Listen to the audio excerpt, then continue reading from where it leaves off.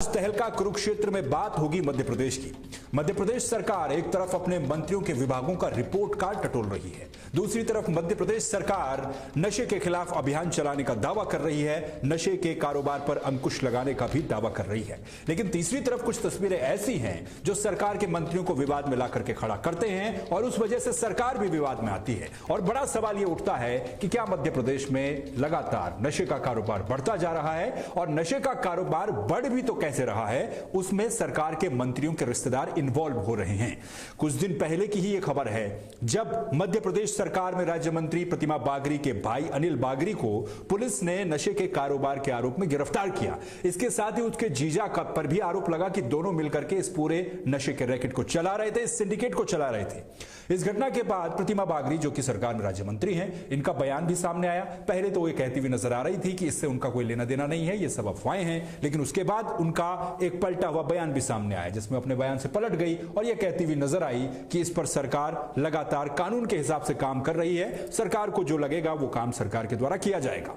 लेकिन अगर सरकार के मंत्रियों के रिश्तेदारों पर ही नशा तस्करी का आरोप लगे, गांजा सप्लाई करने का आरोप लगे, तो फिर प्रदेश की लॉ एंड ऑर्डर व्यवस्था कैसी होगी, यह आप अनुमान लगा सकते हैं। मध्य प्रदेश सरकार, डॉक्टर मोहन यादव मुख्यमंत्री, लगातार यह दावा करते हैं कि उनकी सरकार नशे के खिलाफ अंकुश लगाने में लगातार सफलता हासिल कर रही है। कई बार छापेमारी में कई सारी ड्रग्स, कई सारा नशे का जो सामान होता है उसको बरामद भी किया जा चुका है, लेकिन उसके बावजूद भी यह कारोबार थम नहीं रहा है। हालात इतने बदतर हैं, इतनी स्थितियां विकट हैं कि अब मंत्रियों के रिश्तेदार भी इसमें पकड़े जा रहे हैं। इस पूरे घटनाक्रम के बाद विपक्षी कांग्रेस ने भी सरकार को घेरने में कोई कसर नहीं छोड़ी। विपक्षी कांग्रेस की तरफ से लगातार सरकार पर हमला किया गया, सवाल खड़े किए गए कि क्यों इस तरह की चीजें लगातार हो रही है। और इसी से जुड़ा हुआ सबसे बड़ा सवाल यह उठा है कि क्या संरक्षण में यह नशे का कारोबार फल फूल रहा है, क्योंकि जब मंत्रियों के ही रिश्तेदार पकड़े जा रहे हैं तो फिर आगे क्या इसमें होगा, अब क्या कार्रवाई होगी पार्टी की तरफ से, सरकार की तरफ से, वो बात की बातें हैं। जीतू पटवारी कांग्रेस के प्रदेश अध्यक्ष, उन्होंने भी इस मामले पर खूब आरोप सरकार के ऊपर लगाए। ये कहा कि लॉ एंड ऑर्डर व्यवस्था पूरी तरीके से चौपट हो चुकी है, सरकार नशे के कारोबार पर अंकुश नहीं लगा पा रही है।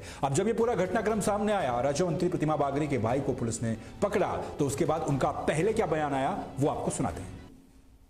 जबरदस्ती की बात क्यों करते हो तुम लोग? नहीं, आप बता दीजिए, अपना पक्ष बता दीजिए, क्या कहेंगे? तो उनका स्पष्ट रूप से यह कहना था कि उनका इससे कोई लेना देना नहीं है। इसके बाद एक दूसरा बयान भी उनका सामने आता है जिसमें प्रतिमा बागरी ये कह रही हैं कि कैसे सरकार अपना काम कर रही है। सुनिए। कर रही है और कानून अपना काम कर रही है, जो गलत करेगा उसको सजा मिलेगी, हमारे सरकार की खासियत है।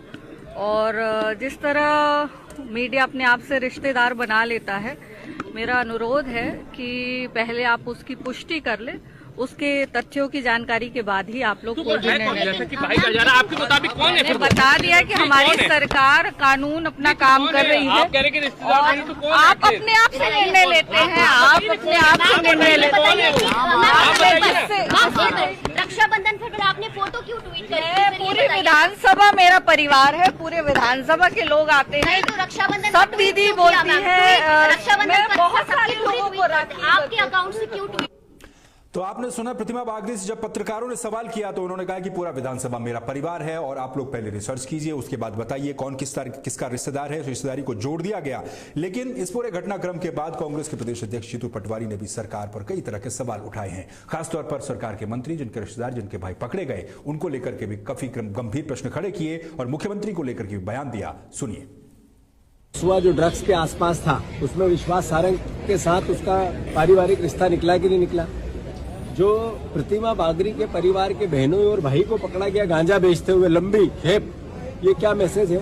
यानी ये सरकार खुद नशे में इन्वॉल्व है। पूरे देश में 17,000 करोड़ रुपए का एक मात्र राज्य मध्य प्रदेश है जो रेवेन्यू कलेक्ट करना चाहता है शराब बेच के। जो नशे का, ड्रग्स का अवैध कारोबार में हम पंजाब को हमने पीछे छोड़ दिया। ये मैसेज क्या है? यानी माफियाओं की सरकार ने या नशा माफियाओं ने वल्लभ भवन की 5वीं मंजिल को घेर लिया है, मंत्रियों के ऑफिस को घेर लिया है। तो प्रतिमा बागरी का इस्तीफा होना चाहिए। और मोहन सरकार से मेरा आग्रह है, खासकर मुख्यमंत्री जी से, आप गृह मंत्री हो, आपको 0 नंबर मिलते हैं। अब इसके बाद भी आप गृह मंत्रालय का दायित्व तो दूसरे को नहीं देना चाहते, यानी मध्य प्रदेश के साथ अन्याय कर रहे हो।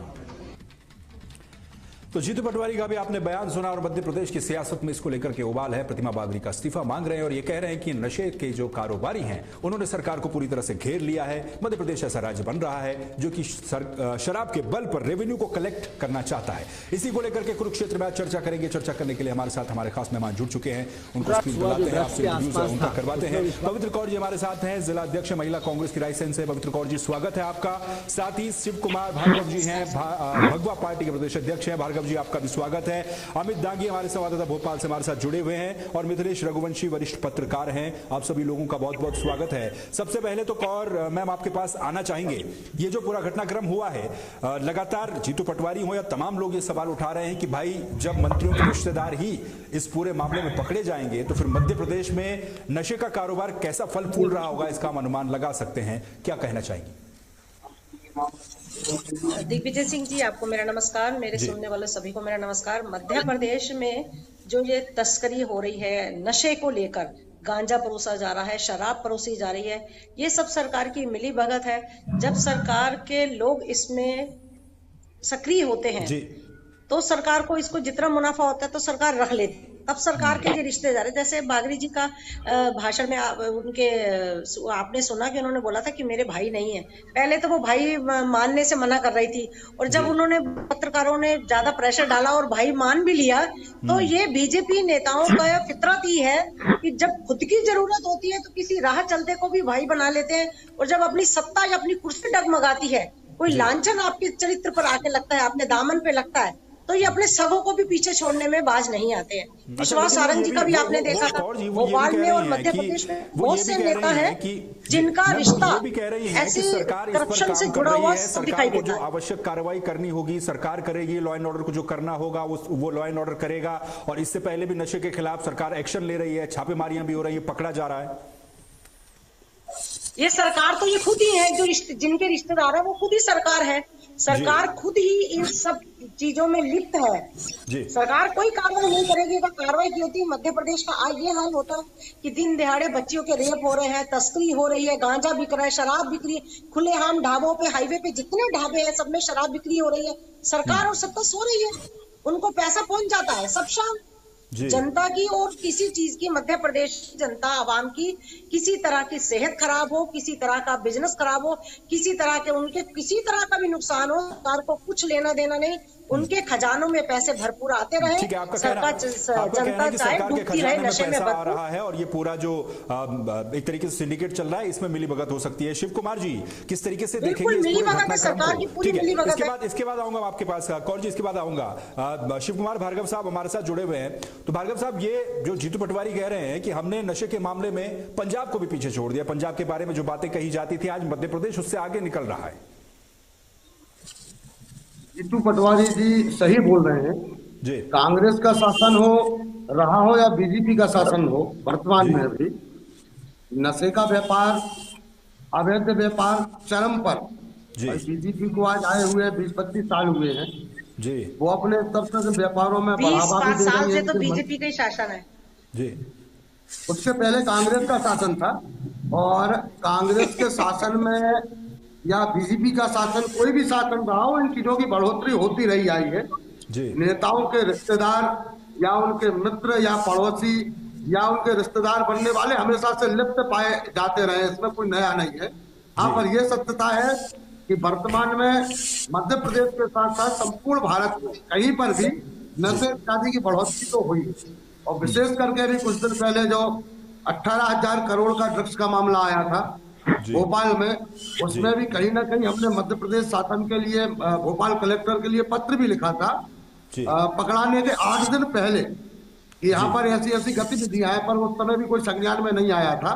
नतीजा ये निकला कि जब हमने केंद्र के लिए पत्र लिखा तो गुजरात से आकर वहां की प्रशासन ने यहाँ पर कार्रवाई की, जिसमें भी बड़े बड़े मंत्रियों के हाथ निकले हैं कि जिसमें उन लोगों की संवेदना शंका जताई जा रही है कि बहुत सारे चाहे भाजपा के मंत्री संलिप्त हैं जी।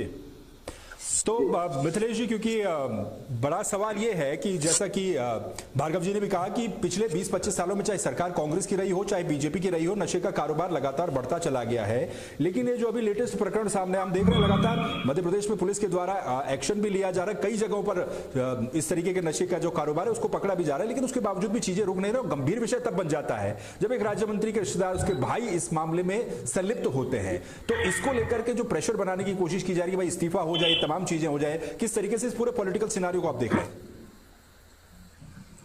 दिग्विजय जी, सबसे पहले तो मैं आपके चैनल के माध्यम से दर्शकों को नमस्कार करता हूं जी, और साथ ही कहना चाहता हूं कि मध्य प्रदेश में लंबे समय से भाजपा की सरकार है जी, तो इसका जो छोट भैया नेता से लेके मंत्री तक सत्ता के नशे में चूर हैं और हर गलत काम को करना ये अपना शान समझते हैं जी, और इसी की वजह की इनकी जो संलिप्तता नशे के कारोबार में भी आ रही है और भी बड़े पैमाने पे जो अवैध कारोबार है उसमें भी कहीं ना कहीं भाजपा नेता और सत्ता से जुड़े हुए लोगों की संलिप्तता आती है, चाहे हो विधायक हो या कोई और भी हो।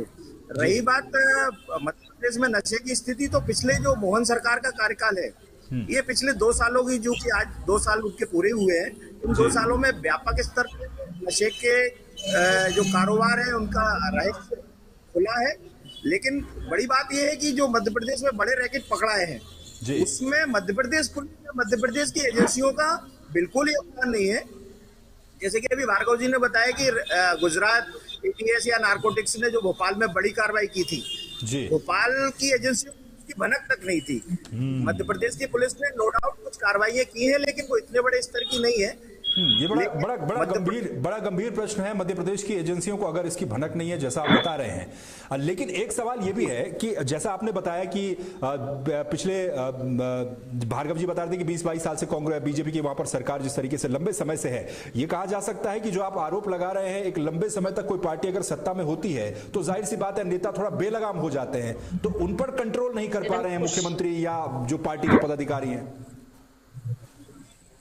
मुख्यमंत्री जी निश्चित तौर पे गृह विभाग स्वयं के पास रखे हुए हैं, प्रदेश की सारी जिम्मेदारियां उनके पास है, तो गृह विभाग जिस स्तर से एक स्वतंत्र व्यक्ति या स्वतंत्र जनप्रतिनिधि संभालना चाहिए वो उसको उतना समय नहीं दे पा रहे। यही सबसे बड़ा कारण है कि वो मध्य प्रदेश में जो है कानून की व्यवस्था भी खराब है, ड्रग्स का भी मामले बड़े स्तर पे खुल के आ रहे हैं। एक आपके चैनल के माध्यम से यदि प्रदेश में सारी व्यवस्थाओं को दुरुस्त करना है तो सबसे पहले गृह विभाग जो है एक स्वतंत्र जनप्रतिनिधि के पास होना चाहिए, ताकि वो पूरा समय दे सके। बिल्कुल, विभागों को लेकर के बहुत सारे सवाल है। कौर जी से मैं ये सवाल पूछूंगा इसके बाद, लेकिन क्योंकि हमारे साथ अमित दागी भी जुड़े हुए हमारे संवाददाता भोपाल से। अमित, इस पूरे मामले पर हम देख रहे हैं जो राजनीतिक बयानबाजी आ रही है, और खासतौर पर जो प्रतिमा बागरी है उनका बयान पहले आता है, वो मना करती है, उसके बाद कहती है कि इस पर कानून अपना काम कर रहा है। तो राजनीतिक जो गलियारे हैं उनमें किस तरीके से घटनाक्रम इस समय चल रहा है मध्य प्रदेश में?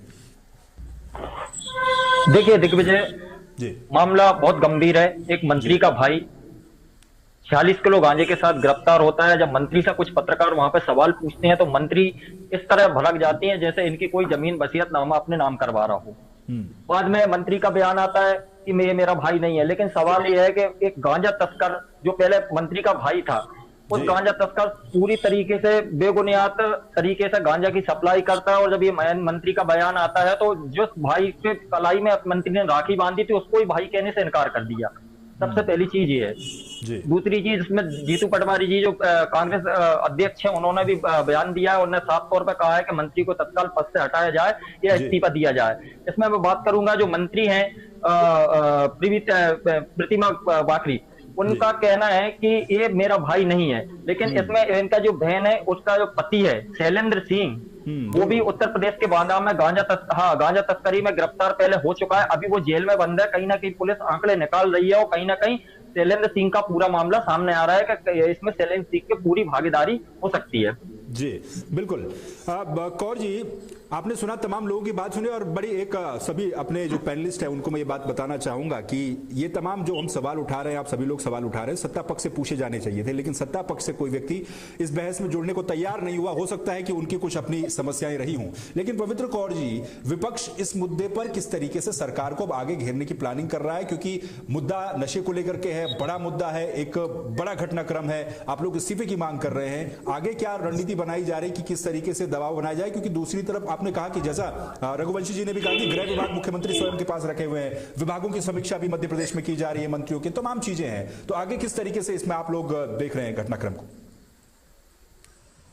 दिग्विजय सिंह जी, ये सिर्फ एक मुद्दा ही नहीं है, ये एक बहुत चिंता का विषय है कि हमारे युवाओं को नशे की लत में झंझोड़ा जा रहा है। और दूसरी बात यह कि सरकार खुद अपने पैसे और सत्ता से इतनी लालच हो चुकी है, उनको इतना लगाव हो चुका है कि वो पर्ची के जो सीएम है डॉक्टर मोहन यादव जी, उन्होंने जितने भी महत्वपूर्ण विभाग हैं और जो जिनका कार्यक्षेत्र बहुत लंबा और बहुत कठिन रहता है, वो सारे अपने पास रखे हुए हैं।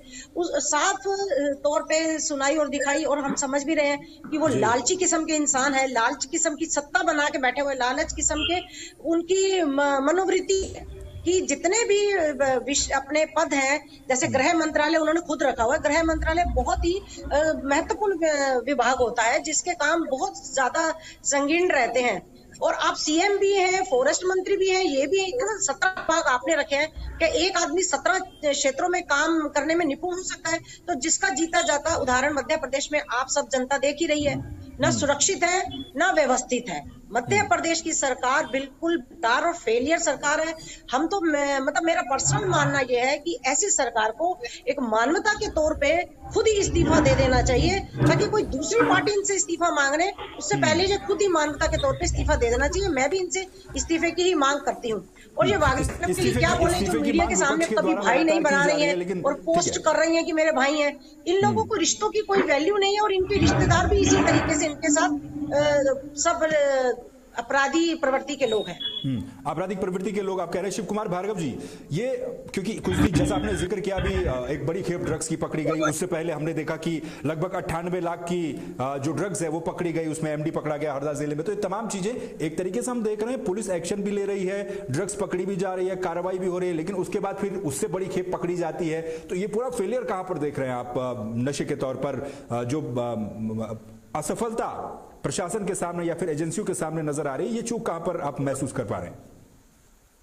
ये असफलता इसलिए नजर आ रही है, होता क्या है दिग्विजय की, जैसे मान लीजिए कभी कोई पकड़ाने के बाद में सामने आया, अधिकतर जितने भी मामले सामने आ रहे हैं मध्य प्रदेश में, या तो जनता उनकी सूचना दे रही है, आम पब्लिक उनकी सूचना दे रही है, या पत्रकारों के माध्यम से वो मामले उठाए जा रहे हैं कि तब सरकार थोड़ी सी सचेत होती है। और कार्रवाई करने के बाद में पुनः जो इन कारोबारों को करने वाले हैं, फिर से उन्हें खुली छूट दे दी जाती है कि आप लोग करो, कार्रवाई होगी तो देखी जाएगी। यानी वर्तमान में चाहे कांग्रेस की सरकार रही हो या भाजपा की सरकार हो, वर्तमान में चोर चोर मौसेरे भाई वाली स्थिति दोनों की बनी है। ऐसा नहीं है, आप बार-बार कांग्रेस की सरकार का बोल रहे हैं, ठीक नहीं है, क्योंकि 20 साल से तो मध्य प्रदेश में बीजेपी की सरकार है। फिलहाल जो प्रदेश का हाल है आप उसकी बात करिए। और कांग्रेस की सरकार में मेरे को नहीं लगता कि ऐसा कोई मुद्दा आया हो, और अगर आया भी होगा तो मे भी पॉसिबल कि सरकार ने और सरकार ने उसको बर्खास्त किया होगा। जितना मैं कांग्रेस पार्टी के काम कर रही हूँ, मैं देख रही हूँ, क्योंकि 20 साल से मध्य प्रदेश में कांग्रेस की सरकार नहीं है ना, और 20 साल से करप्शन चरम सीमा पे है। उससे पहले कांग्रेस की सरकार रही है, कांग्रेस की सरकार चाहे थी उस समय ये शराब का व्यापार हो गया या अन्यत्र जो व्यापार हो गए हैं 50 साल से ऊपर, कांग्रेस की सरकार ने भारत पर राज्य किया है, चाहते तो रोक लगा सकते थे, उन्होंने रोक नहीं लगाई, भाजपा भी रोक नहीं लगा रही है। इसलिए ये दोनों पार्टियां चोर चोर मौसेरे भाई के रूप में है, इसको कोई माने या ना माने। चलिए ठीक है, आपका कहना है। और उनका कहना यह है कि 20 साल से, क्योंकि वो सरकार में ही नहीं है मिथिलेश जी, वो कांग्रेस के पास तो एक एस्केप रास्ता बड़ा अच्छा भी है कि हम सरकार में है ही नहीं तो हम क्या करें, जो लोग सरकार में है वो इस्तीफा नहीं ले रहे, इतना बड़ा इवेंट हो जाए और सरकार भी इस पर अपनी तरफ से कोई एक्शन न ले, तो ये कहीं ना कहीं सोच में डालता है। ऐसे मामलों में तो इस्तीफे की जो डिमांड की जा रही है वो तो सरकार को पहले ही कोई स्टेप ले लेना चाहिए। तो क्या सरकार दबाव महसूस नहीं कर रही है, या फिर जो कहा जाता है कि भाई डबल इंजन की सरकार है, ट्रिपल इंजन की सरकार है, तो कॉन्फिडेंस इसलिए ज्यादा है? दिग्विजय जी, मध्य प्रदेश की सरकार कुछ मामलों को लेके असंवेदनशील है, चाहे मामला सोफिया कुरैशी की बयानबाजी को लेके हो मंत्री का, या मंत्री के भाई का ड्रग्स के मामला हंगामा हुआ, लेकिन उसका भी कोई रिजल्ट नहीं निकला। जी जी, अभी इससे पहले भोपाल में भी एक ड्रग्स का मामला आया था जिसमें विश्वास सारंग के सीधे तार सारिक मछली से जुड़े हुए थे। जिसमें एक हमारा भोपाल का नौजवान साथी साइकिल से प्रधानमंत्री से मिलने के लिए दिल्ली गया हुआ है जी। सिर्फ शारिक मछली और विश्वास सारंग जो का एक नेटवर्क है उसमें कार्रवाई के लिए ड्रग्स के मामले में, ये बता दूं मैं आपको। दूसरा एक बात और मैं आपसे कहना चाह रहा हूँ कि मध्य प्रदेश में यदि बड़े पैमाने पे ड्रग्स की कार्रवाई हुई है तो इससे एक बात साबित होती है कि मध्य प्रदेश ड्रग का बहुत बड़ा बाजार बन चुका है। ये कार्रवाइयां ये बताती हैं कि कितने बड़े पैमाने पे मध्य प्रदेश में ड्रग खपाया जा रहा है जी। और ये सरकारें, इनका इंटेलिजेंस सिस्टम पूरी तरह से फेल है, या तो इनकी संलिप्तता है या इनके पास नेटवर्क नहीं है इस पूरे मामले को ट्रेस करने के लिए। तो दोनों ही बातें हैं। यदि इनके लोग पकड़े जा रहे हैं, उनके रिश्तेदार पकड़े जा रहे हैं मंत्रियों के करीबी, जिसका मतलब है ड्रग्स में, मध्य प्रदेश में जो ड्रग्स का काम हो रहा है इसमें कहीं ना कहीं भाजपा या भाजपा के लोगों की संलिप्तता है और ये चाहते नहीं है कि इस पे बड़े पैमाने पे कार्रवाई हो। निश्चित तौर पे मध्य प्रदेश पंजाब को आगे पीछे छोड़ते हुए आगे बढ़ रहा है नशे के मामले में, और यहाँ के युवाओं का भविष्य जो है अंधकारमय है, और सरकार को नैतिकता का परिचय देते हुए ऐसी संलिप्तता वाले मंत्रियों से तत्काल प्रभाव से इस्तीफा लेना चाहिए।